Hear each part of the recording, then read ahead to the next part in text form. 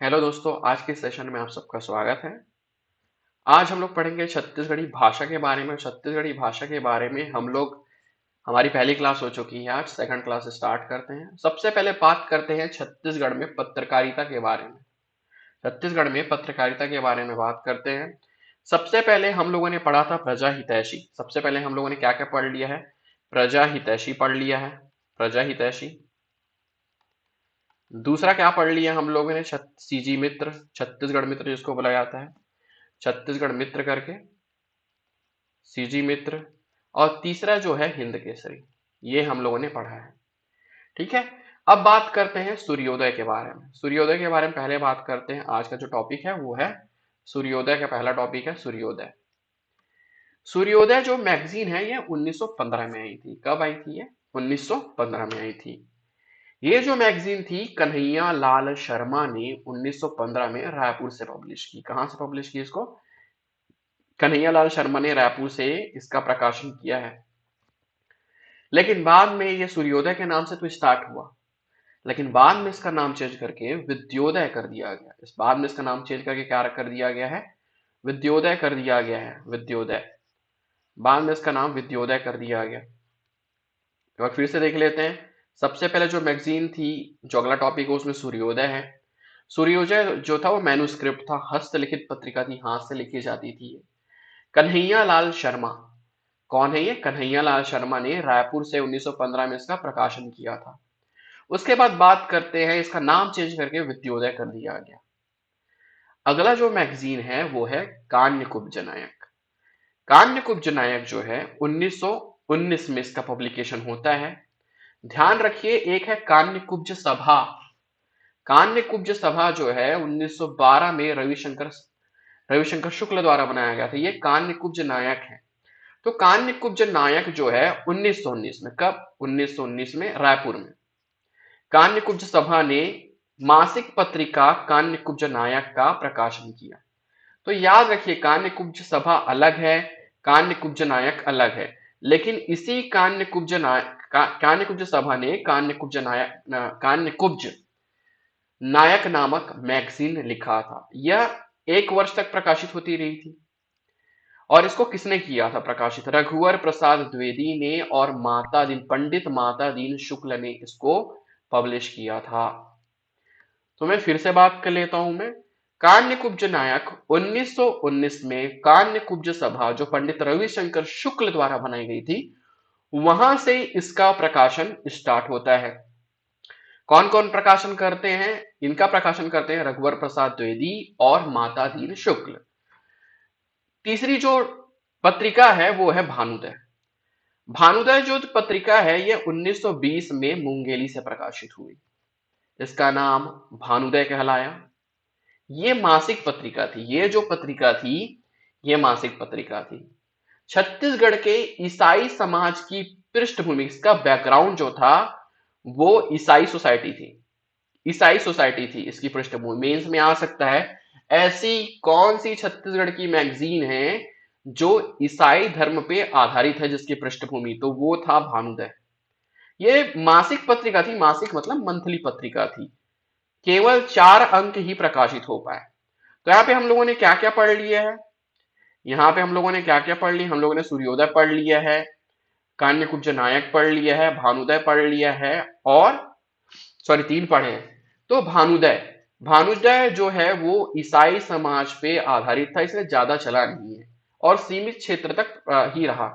Important ये है, भानुदय जो है वो कहां से प्रकाशित हुई? पेपर में आ सकता है मेंस में, मुंगेली से। तो यहाँ पे 3 मैगजीन होते हैं, सूर्योदय, कान्यकुब्ज नायक और भानुदय। अगले स्लाइड में चलते हैं, जो आपको पीछे शो हो रहा होगा। अगला जो स्लाइड है उसमें बात करते हैं हम लोग अरुणोदय की। सूर्योदय अलग है, अरुणोदय अलग है।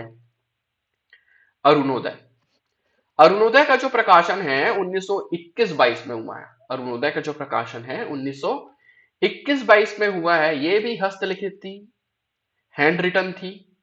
इसके 9 अंक ही प्रकाशित हुए हैं। इसके 9 अंक ही प्रकाशित हुए हैं। इसको किसने छापा? इसको छापा है ठाकुर प्यारेलाल ने।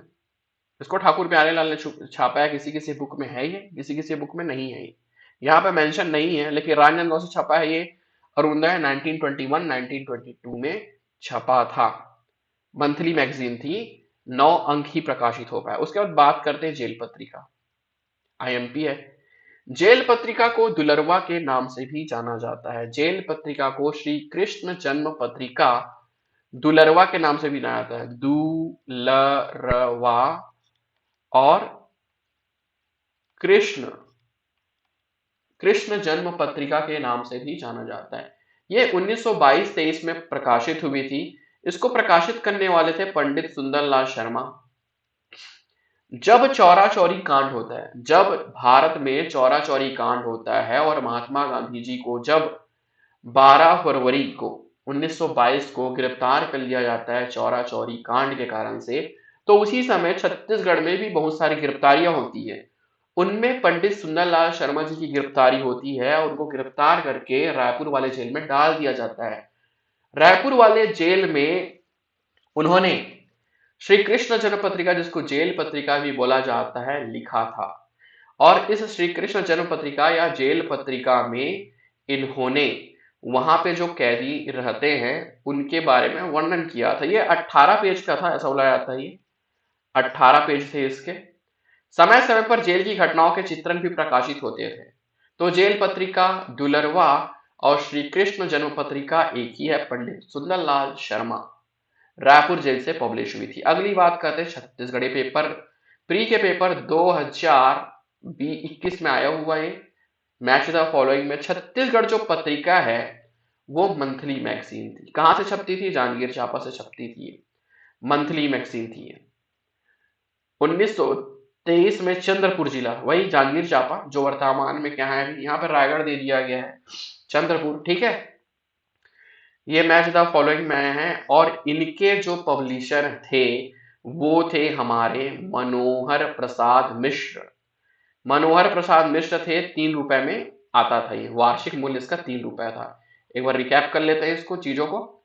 सबसे पहले जो मैगजीन आया वो अरुणोदय था। सबसे पहले जो मैगजीन आया वो क्या है? अरुणोदय है। सबसे पहले जो मैगजीन आया था वो अरुणोदय था। उसके बाद छत्तीसगढ़, उसके बाद जेल पत्रिका आया। उसके बाद कौन आया है? छत्तीसगढ़। अरुणोदय जो था वो राजनांदगांव से पब्लिश होता था। 9 अंक ही प्रकाशित हुए। फिर से बता रहा हूं, जेल पत्रिका पंडित सुंदरलाल शर्मा जी ने लिखा है। पंडित सुंदरलाल शर्मा जी ने जेल पत्रिका लिखा है और ये रायपुर जेल से लिखा है। चौरा चौरी कांड के समय उनको गिरफ्तार कर लिया जाता था। श्री कृष्ण जन्म पत्रिका छत्तीसगढ़ 1923 में जांजगीर चांपा में मनोहर प्रसाद मिश्र द्वारा मंथली मैगजीन स्टार्ट की गई थी। तो अब जाते हैं तीसरे अगले स्लाइड में हम। अगला जो स्लाइड है, यहाँ पे हम लोगों ने बात किया था कि छत्तीसगढ़ की पत्रकार का दो तीन पढ़ेंगे। अब छत्तीसगढ़ के साहित्यकार पे आते हैं। छत्तीसगढ़ के साहित्यकार में सबसे पहले साहित्यकार के बारे में जो पढ़ा जाता है वो छत्तीसगढ़ के माटी पुत्र नरेंद्र देव वर्मा जी के बारे में। एक नरेंद्र वर्मा करके है और एक नरेंद्र देव वर्मा करके है। नरेंद्र वर्मा अलग है, नरेंद्र देव वर्मा अलग है। नरेंद्र देव वर्मा वही है जिन्होंने छत्तीसगढ़ का राजगीत अरपा पैरी के धार लिखा है। तो उन्हीं नरेंद्र देव वर्मा के बारे में पढ़ेंगे हम लोग। उन्हीं नरेंद्र देव वर्मा के बारे में हम लोगों को पढ़ना है। नरेंद्र देव वर्मा का जो जन्म है वो 4 नवंबर 1939 को हुआ था। इन्होंने बहुत सारी रचनाएं लिखी है, जिनमें से पहली रचना है इनकी छत्तीसगढ़ का ऊद विकास। छत्तीसगढ़ का जो ऊद विकास है ये 1979 में लिखा गया है। बता देता हूं आपको, 1979 में छत्तीसगढ़ का ऊद विकास लिखा गया। क्या पता डेट पूछते, कुछ ही पूछ सकता छत्तीसगढ़ पीएससी। दूसरी इनकी रचना थी सुबह की तलाश, जिसपे महासी चंद्राकर ने सोनहा बिहान नामक नाटक लिखा है। सुबह की तलाश। जन्म इंपॉर्टेंट है, छत्तीसगढ़ का ऊद विकास 1979 में लिखा है। सुबह की तलाश, जिसका छत्तीसगढ़ी में नाट्य मंचन हुआ है, वो कहलाया सोनहा बिहान। तीसरी जो रचना थी अपूर्वा। अब ये जो अगला जो बताया जा रही है बुक में ज्यादा आपको मिलेंगे नहीं। इसके अलावा इन्होंने बहुत सारी बुक लिखी है। इनमें से कौन कौन सी बुक है देखो भाई। मोंगरा, क्या है? मोंगरा। श्री माँ की वाणी, श्री कृष्ण की वाणी, राम की वाणी, बुद्ध की वाणी, ईसा मसीह की वाणी, मोहम्मद पैगंबर की वाणी। याद करने में आसानी, वाणी वाणी दिया है, राम, कृष्ण, बुद्ध। देखो यहाँ पे सब धर्म के नाम लिख दिए हैं। कृष्ण और राम किससे रिलेटेड है भाई? ये कृष्ण और राम हिंदू से रिलेटेड है। बुद्ध बुद्ध धर्म से रिलेटेड है, ईसा मसीह क्रिश्चियन लोगों से रिलेटेड है, मोहम्मद पैगंबर मुस्लिम से रिलेटेड है। तो इन लोगों की वाणी के बारे में इन्होंने बात किया है। नरेंद्र देव वर्मा ने ही अरपा पैरी के धार को लिखा है। अरपा पैरी धार के ओ नरेंद्र देव वर्मा ने ही लिखा है। नरेंद्र देव वर्मा जी की एक मैगजीन आई थी जिसका नाम है विवेक ज्योति। बहुत इंपॉर्टेंट है, विवेक ज्योति मैगजीन आई थी इनकी, एक विवेक ज्योति करके मैगजीन आई थी इनकी। ये बहुत कम उम्र में इनका देहावसान हो गया था। 9 सितंबर 1979 को पंचतत्व में वे विलीन हो गए थे। तो जन्म बहुत इंपॉर्टेंट है इनका, 4 नवंबर 1939 को हुआ है। छत्तीसगढ़ का उद विकास। 1979 में सुबह का तलाश जिसका नाट्य हुआ है सोन्हा बिहान के नाम से। अपूर्वा, इसके अलावा मोगरा, माँ की वाणी, कृष्ण की वाणी, राम की वाणी, बुद्ध की वाणी, मोहम्मद पैगंबर की वाणी, ईसा मसीह की वाणी। इनकी एक मैगजीन का नाम बताइए। इनकी एक मैगजीन का नाम है विवेक ज्योति। तो यहाँ पे अब नेक्स्ट स्लाइड में चलते हैं हम लोग। नेक्स्ट स्लाइड हमारा है हाना के ऊपर है। नेक्स्ट स्लाइड हमारा है हाना, कहावतें।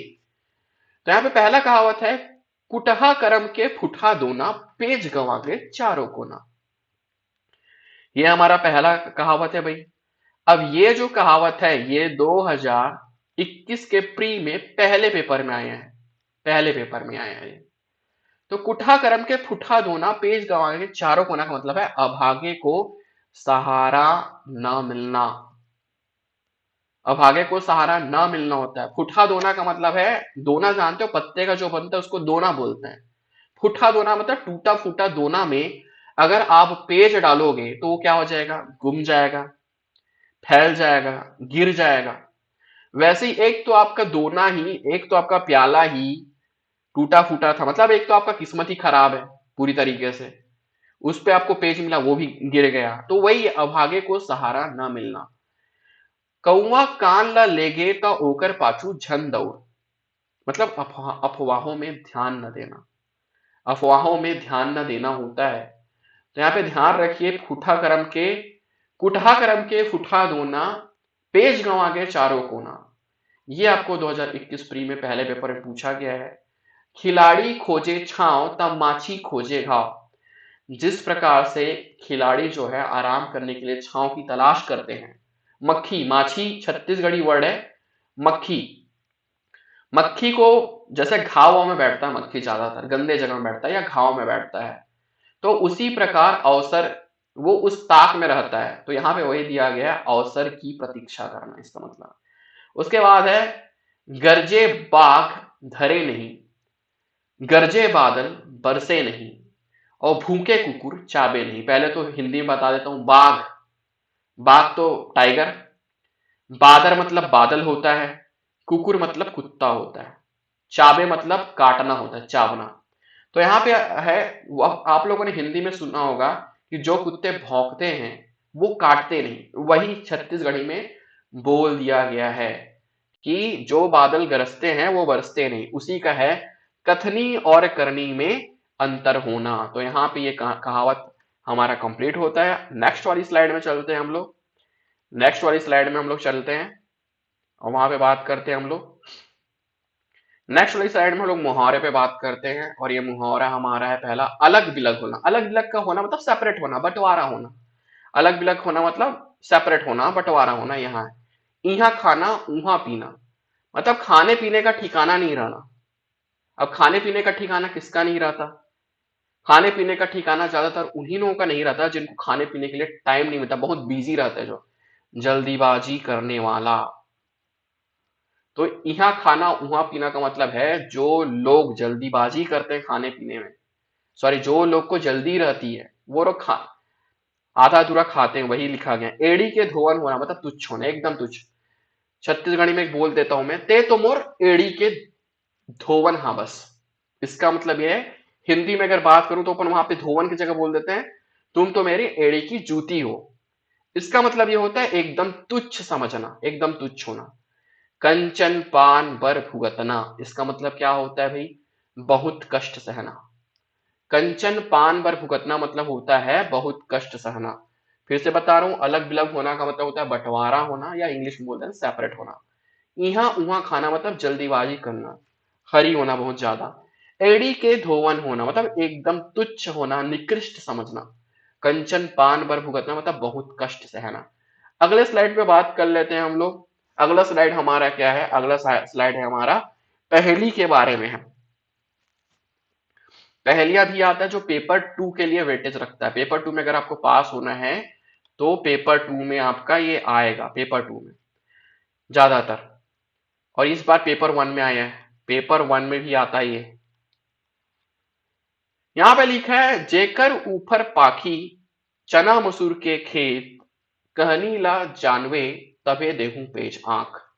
जेकर ऊपर पाखी करके, पाखी का मतलब पंख, पंख मतलब बाल, चना मसूर के खेत, कहनी ला जानवे तभी देहूं पेज आंख होता है इसका मतलब। दूसरा है टेढ़ंग बेढ़ंग रास्ता बीच में कुआं कान। जैसे कान तक पहुंचने के लिए, सपोज ये कान का होल है, कान तक पहुंचने के लिए ऐसे ऐसे क्या बने रहते हैं, स्ट्रक्चर बने रहते हैं, संरचना बता बताओ आपको कान में पहुंचना है तो ऐसे टेढ़ंग बेढ़ंग रास्ते, इसका मतलब है आपको उटपटांग रास्ते से जाना पड़ेगा, तो वो कान है इसका मतलब। तीसरा है लग कहूं त लगे नहीं, बिन कहे लग जाए। इसका मतलब क्या है? इसका तो आंसर है होठ, ओठ या ओष्ठ। ठीक, जैसे आप खुद बोल के देखो, लग, लग करके बोल के देखो। जैसे ही आप लग करके बोल के देखोगे, आपका होंठ जुड़ता है क्या? नहीं जुड़ता। तो यहाँ पे क्या लिखा गया है? लग कहूं तो लगे नहीं, लगे नहीं मतलब चिपकता नहीं है, बिन कहे लग जाए। लग करके बोलो, उस लग करके बोलो, लग करके बोलो, लग करके जैसे ही बोलोगे होंठ नहीं चिपकेगा, लग करके बोलना छोड़ दो, आपने होंठ चिपक जाएगा। तो उसका आंसर है होंठ। अगला है रेंगे के बेर चुकिया ऐसन, बैठे के बेर दिया ऐसन।